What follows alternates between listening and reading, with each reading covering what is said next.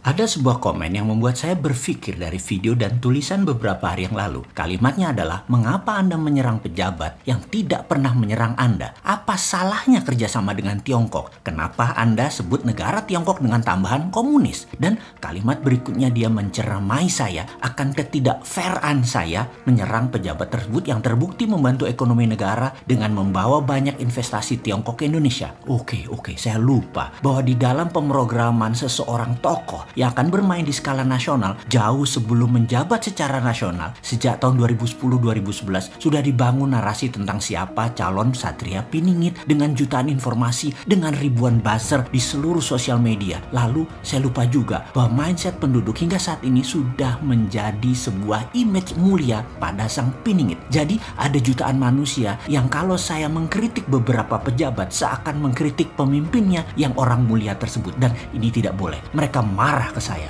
Wah, salah, saya salah. Salah karena tidak menjelaskan dengan rinci maksud saya, dan saya kan tidak pernah mengkritik orang yang Anda muliakan tersebut selama ini. Sudah 6 tahun, saya paham banget kok isi kepala mayoritas akan kemuliaan sang Piningit. Paham sekali. Kembali ke kritik ke pribadi saya. Bagi saya ini kritikan membangun. Saya mah nggak baperan. Namun saya akhirnya menyadari satu hal, bahwa video cara cerdas bernegara yang baru kira-kira 430-an video tersebut, di mana kita menyusun diurut secara satu persatu sejak awal, yaitu 1,5 tahun yang lalu, untuk selama 3 tahun akan mengajari banyak sahabat bagaimana cara bernegara. Dengan insya Allah 1000 video ini tidak boleh ada lompatan, karena pasti hanya akan dapat ilmu sepotong. 1000 video ini dilihat harus secara utuh dan berurutan, di mana pelajaran bernegara, Pancasila, dan pelajaran sejarah di saat setelah reformasi selama 20 tahun ini jauh sekali pelajarannya dibanding zaman sebelumnya yang sangat patriotik dan nasionalis. Sekarang jadi globalis, oportunis, dan sangat soft terutama kepada negara lain. Kalau ke posisi pejabat, zaman dulu pejabat itu ikut Lemhanas baru memegang jabatan, alias kalau sudah dipanggil Lemhanas, beliau adalah calon menteri atau calon pejabat, di mana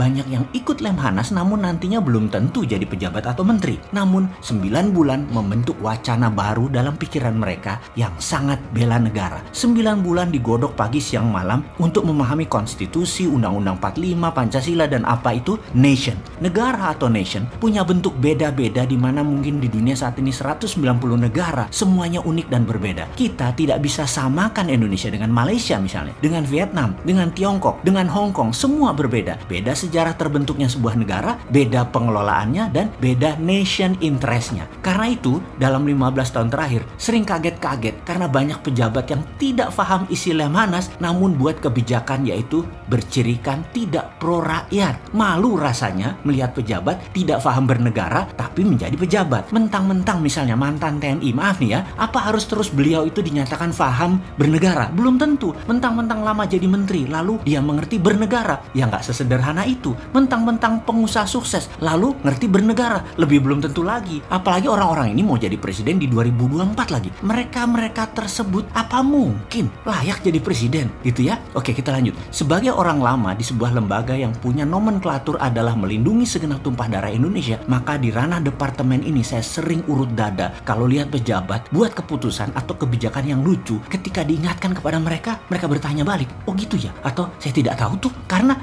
nggak ngerti bela negara, nggak ngerti pertahanan nasional, nggak punya pemahaman nation interest Indonesia mau kemana. Kalau buzzer, wajar kalau buzzer nggak paham bela negara, mereka taunya bela yang bayar. Wajar nggak paham. Wajar rakyat banyak yang bingung karena banyaknya informasi buzzer dibandingkan berita asli, dibandingkan berita hoax, berita rekayasa yang beredar di masyarakat saat ini membuat rakyat bingung. Wajar banget, terutama kontribusi terbanyak adalah buzzer. Lalu pengetahuan banyak sahabat yang usianya di bawah 35 tahunan yang memang menjadi generasi digital dengan open source informasi merasa gak ada yang salah dengan K-pop, gak ada yang salah dengan drama Korea, gak ada yang salah dengan barongsai jalan-jalan di 400 kabupaten kota di Indonesia. Apa yang salah dengan hip hop? Apa yang salah dengan TikTok? Emangnya gitu ya? Jawabannya nggak ada yang salah, tapi mungkin bisa dijadikan alat propaganda dan alat membalikan fakta atas sebuah kepentingan globalis atau negara superpower yang akan menguasai hajat hidup dalam tanda petik.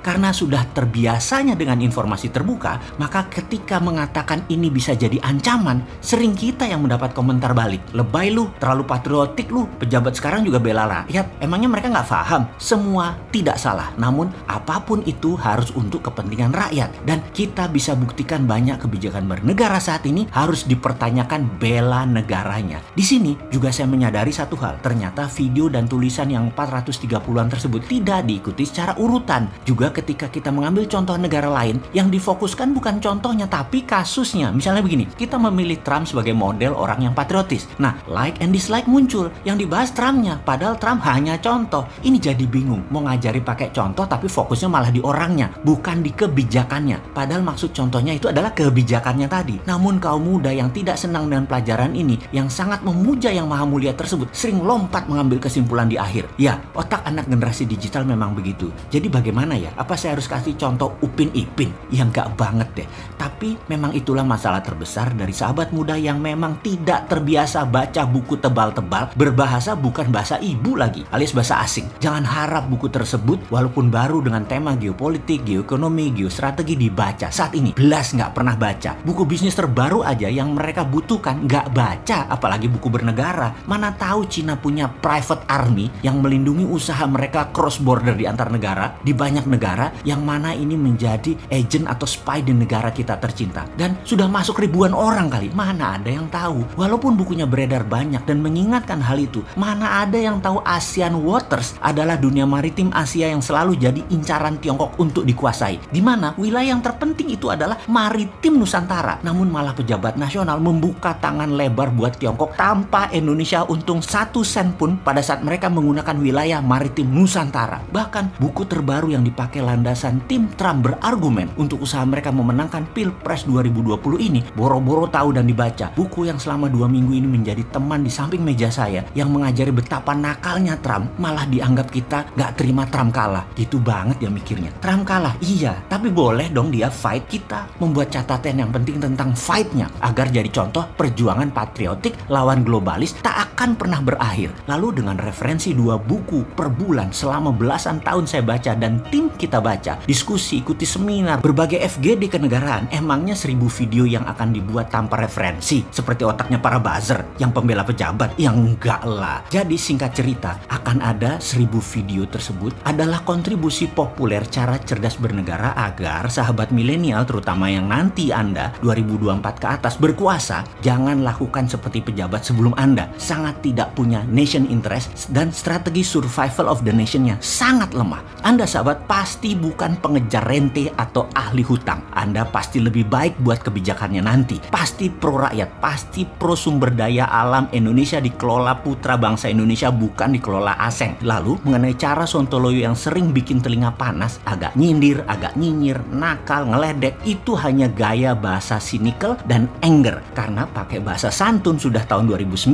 nggak mempan. Mau itu mantan pejabat ataupun yang sekarang, nggak mempan santun itu. Lalu ya sudah sejak 2 tahun ini kita gunakan gaya bahasa baru, gaya Sontoloyo. Setengah jurus dewa mabok, pakai sedikit sindiran, biar gerah, biar ngeh. Kalau tidak efektif juga, karena mungkin telinganya kesumpal cuan. Tetapi nggak apa-apa, yang penting sahabat muda bisa ambil pelajarannya. Bekal Anda jadi pejabat dan kelola negara ini di tahun 2024. Kalau Anda pemuda yang punya nyali.